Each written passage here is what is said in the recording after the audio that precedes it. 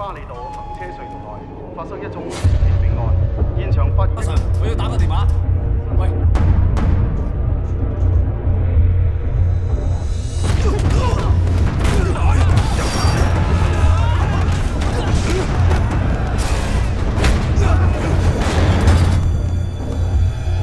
我要見603。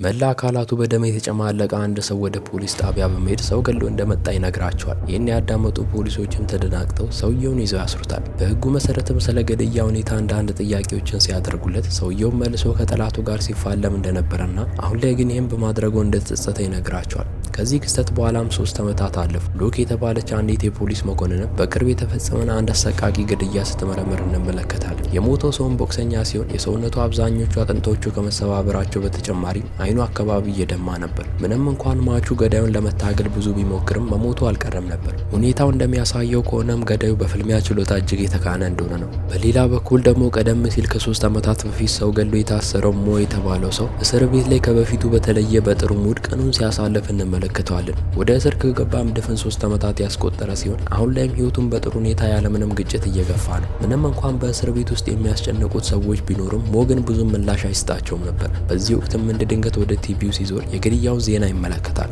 ዜናውንም በጥሞና ካዳመጠው በኋላ ትንሽ ደንገጥ ይላል። ሁኔታውም ስለ ግድያው አንዳች የሚያውቀው ነገር እንዳለ ነው የሚያሳየው። ከዚያም ወደ ጠባቂው ጋር በመሄድ መርማሪ ሉክን ማናገር እንደሚፈልግ በመጥቀስ ከዚህ እንዲያስወጣው ይጠይቀዋል። ጠባቂው ግን ለምን እሷን ማግኘት እንደፈለገና ለምን እሷን ማነጋገር እንደፈለገ ይጠይቀዋል። ሞም መልሶ ስለተፈጸመው ግድያ አንድ የሚያውቀው ነገር እንዳለና ስለሱም መናገር እንደሚፈልግ ይመልሳል። ይሁን እንጂ ጠባቂው ሀሳቡን ሊቀበል አልቻለም። መናገር የፈለገው ነገር ካለም ለሱ እንዲናገር ነግሮት ጥሎት ይሄዳል። በዚህ ወቅትም ሞ ቀደም ሲል ነገር ይፈልጉ ወደ ነበሩ ታሳሪዎች ጋር በመሄድ መፋለም ይጀምራል። ምንም እንኳን የቡድኑ መሪ ሞን ሊያታግለው ቢሞክርም ሞ ግን የሰውየውን ቁልፍ የሆኑ ቦታዎች በመምታት ራሱን ስቶ እንዲወድቅ ያደርገዋል። በዚህ ወቅትም ጠባቂዎች በአፋጣኝ በመምጣት ሞን ይዘውት ይሄዳሉ። መርማሪ ሉክም ስለ ሁኔታው ቃለ መጠይቅ ለማድረግ በመጣች ጊዜ ሞ ቀልጠፍ ብሎ አሁን ስለተፈጸመው ግድያ አንድ ነገር ሊነግራት እንደሚፈልግ ያሳውቃል። የተገደለው ሰው ከዚህ በፊት ጓደኛው እንደሆነና በተጨማሪም ከሰውየው ጋር አንድ የቦክስ ፍልሚያ አድርጎ እንደተሸነፈም ይገልጻል። እናም ገዳዩ ይህን ሰው ከገደልና በዚሁ ከቀጠለ ብዙ ሰዎችን እንደሚያጠፋ ያስጠነቅቃታል። በተጨማሪም ሰውየው ምንም አይነት ገንዘብም ሆነ ሌላ ነገር አይፈልግም። ይልቁንም ከምርጥ የኩንጉፉ ተዋጊዎች ጋር መታገልን ይመርጣል። መርማሪ ሉክም ቀበል አድርጋ እንዴት እንዲህ በእርግጠኝነት መናገር እንደቻለ ስትጠይቀው ሞ መልሶም አሁን ላይ ግን በምንም አይነት መንገድ ሊያረጋግጥላት እንደማይችልና ነገር ግን ነጻ ካወጡት በጥቂት ጊዜ ውስጥ እውነታውን እንደሚያሳያቸው ቃል ይገባላቸዋል። በዚህ ወቅትም መርማሪዋ ይህን ሁሉ ነገር የሚያደርገው ከእስር ቤት ራሱን ነጻ ለማውጣት መስሏት የተናገረውን ነገር እንዳለ ተራ ልብ ወለድ ነው በማለት ውድቅ ታደርግበታለች። ከወንበሯም ተነስታ ልትወጣ ስትል ሞ ቀልጠፍ ብሎ የ7 ሰዎችን ስም በመጥቀስ ከመካከላቸው አንዱ የገዳዩ ቀጣይ ኢላማ እንደሚሆን ይናገራል። ነገር ግን መርማሪዋ ዝምታን መርጣ ከክፍሉ መውጣቷን ቀጠለች። የተናገረውንም ነገር ምንም ልታምኑ አልቻለችም። ቢሆንም ግን ስለ እነዚህ 7 ሰዎች ሁሉንም መረጃ እንድትፈልግ ረዳቷን ታዛታለች። በሌላ በኩል ደግሞ ለፖሊሶች የቤት ስራ የሆነባቸው ነብሰ ገዳይ በቀይ ቀለም ግድግዳ ላይ የሰው ስም ሲጽፍ እንመለከተዋለን። የጻፈው ሰው ስምን ቀደም ሲል ሞ ለመርማሪዋ ከነገራ ስሞች መካከል አንዱ ነበር። የሞት ድግስ የተደገሰለት ሰውም በስነ ጥበብ ሙዚየም ውስጥ ይሰራ ነበር። በአሁኑ ሰዓትም አንድ ግዙፍ ቅርጻ ቅርጽ እየሰራ ሳለ የተለመደ ተግባሩን ለማድረግ ነብሰ ገዳዩ ከችላል። በዚህ ወቅትም ለመጀመሪያ ጊዜ የዚህን ገዳይ ፊት እንመለከታለን። በመቀጠልም ገዳዩ ቅርጻ ቅርጹን እየሰራ ላለው ሰው ና ወደዚህ በማለት ለፍልሚያ ይጋብዟል።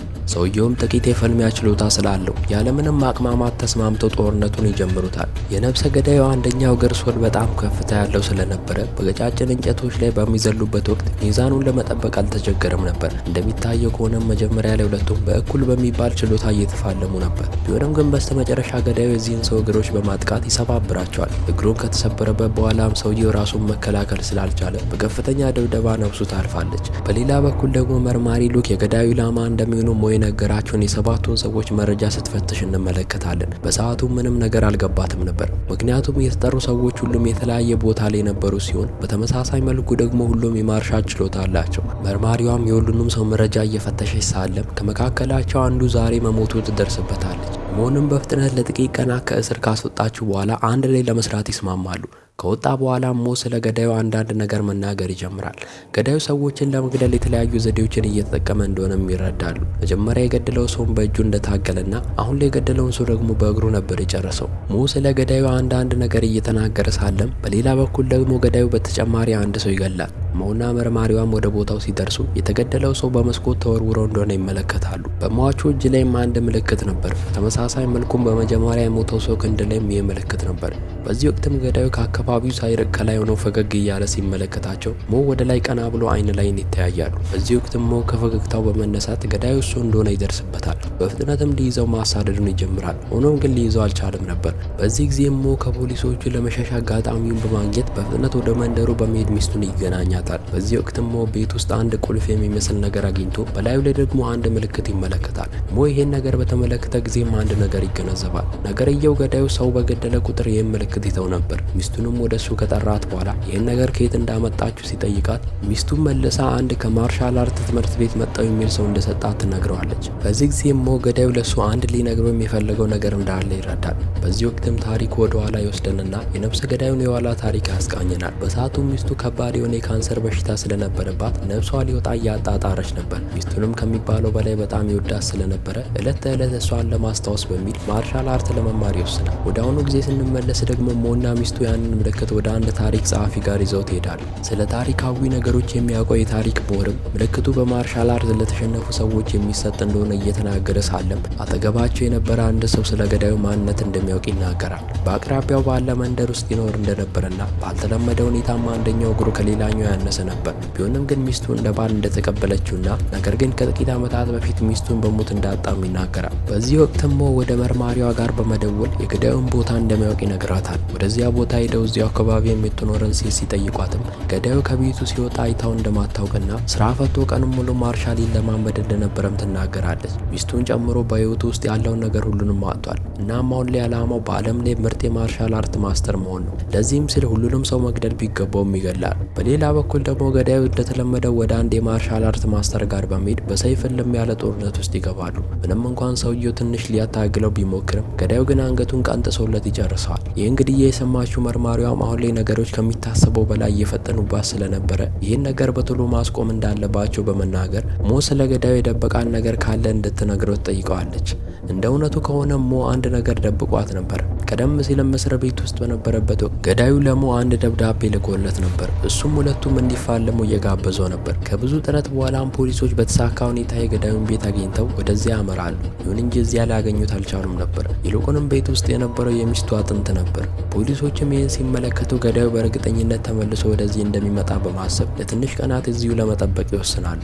እንደተገመተውን ከጥቂት ቆይታ በኋላ ገዳዩ በጀልባ አድርጎ ወደ ቤቱ ይመለሳል። በዚህ ጊዜም ታሪኩ ወደ ኋላ ወስዶን የሚስቱን አሟሟት ያሳየናል። ሚስቱ በካንሰር በሽታ እየታገለች ሳለም ገዳዩ ከዚህ ሁሉ ስቃይ ሊገላግላት በማሰብ በራሱ እጅ ሲገላት እንመለከታለን። ይህ ማለትም በጣም የሚወዳት ሚስቱን በራሱ እጅ ነው የገደላት። ይባስ ብሎም ሬሳዋን እንኳን ሊቀብራት አልፈለግም ነበር። ይልቁንም እዚያው ቤት ውስጥ ትቷት ነው ሄደው። ወደ አሁኑ ጊዜ ስንመለስ ደግሞ ገዳዩ በጀልባ አድርጎ ወደ ቤቱ እየገሰገሰ ሳለም ከሁሉም አቅጣጫ ፖሊስ ቤቱን እንደከበበ ያስተውልና በፍጥነት ጀልባውን አዙሮ ወደ ሌላ አቅጣጫ ይሄዳል። በሌላ በኩል ደግሞ መርማሪ ሉክን በሞላ አንዳች ጥርጣሬ ስለነበረባት እስር ቤት በነበረበት ወቅት ከማን ጋር እንደተገናኘ ለማወቅ የእስር ቤቱን የጥበቃ ካሜራ መፈተሽ ትጀምራለች። በዚህ ወቅትም በሚያስገርም ሁኔታ ሞ ከገዳዩ ጋር እየተነጋገረ ይመለከቱታል። በዚህም ሞ ከገዳዩ ጋር እንደሚተባበር ጥርጣሬ ያድርባቸዋል። ይሁን እንጂ ይሄ ሁሉ የገዳዩ እቅድ ነበር። ፖሊሶችም በአፋጣኝ ሞን በመያዝ በቁጥጥር ስር ያውሉታል። በሌላ በኩል ደግሞ የሞ ሚስት አንዳንድ መሳሪያዎችን ይዛ ገዳዩን ለመጋፈጥ ትሄዳለች። በዚህ ወቅትም በጥበቃ ካሜራ በኩል ሚስቱ አደጋ ላይ እየገባች እንደሆነ የተመለከተው ሞ ከፖሊሶች በማምለጥ ወደ ሚስቱ ጋር ይገሰግሳል። በተመሳሳይ ጊዜ ደግሞ የሞ ሚስት ባሏን እንዲተው ብላ ከገዳዩ ጋር ለሚያርጥ ጦርነት ውስጥ ገብታ እንመለከታለን። ይሁን እንጂ በስተመጨረሻ ገዳዩ የሞን ሚስት አደገኛ ቦታ ላይ መቷት ከቦታው ያመልጣል። ሞን በመጨረሻ ሰዓት ላይ ደርሶ በፍጥነት ለፖሊስ ደውለው ወደዚህ እንዲመጡና ሚስቱን እንዲወስዷ ከነገራቸው በኋላ ገዳዩን በራሱ እጅ ለመያዝ ይወስናል። በጀልባው ላይም ብዙ ከተፋለሙ በኋላ ገዳዩ ከቦታው በጀልባ ለማምለጥ ይሞክራል። በሌላ በኩል ደግሞ የሞ ሚስት ወደ ሆስፒታል ስትወሰድ እንመለከታለን። በተመሳሳይ ጊዜ ሞ ወደ መርማሪዋ ጋር በመደወል ቀደም ሲል እስር ቤት ላይ በነበረ ጊዜ ገዳዩን ማርሻል እንዲያስተምረው ሊጠይቀው እንደመጣና ሞም በቀና ልብ ማድረግ ያለበትን ነገር እንዳለ እንደነገረው በመግለጽ ነገር ግን ሞ ራሱ ባስተማረው ነገር ሰዎችን እንደሚገድልና ይባስ ብሎ ሚስቴን ለመግደል እንደሚሞክር አላቅም ነበር በማለት እውነታውን ያሳውቃታል። ምንም እንኳን ፖሊሶቹ እንደማያምኑት እርግጠኛ ቢሆንም የሚስቱን ነገር አደራ በማለት የገዳዩን ቀጣይ ኢላማ ስላወቀ በፍጥነት ወደዚያ ያቀናል። በግምቱ መሰረትም ከገዳዩ ጋር አንድ አውራ ጎዳና ላይ ፊት ለፊት በመገናኘት እልም ያለ ፍልሚያ ውስጥ ይገባሉ።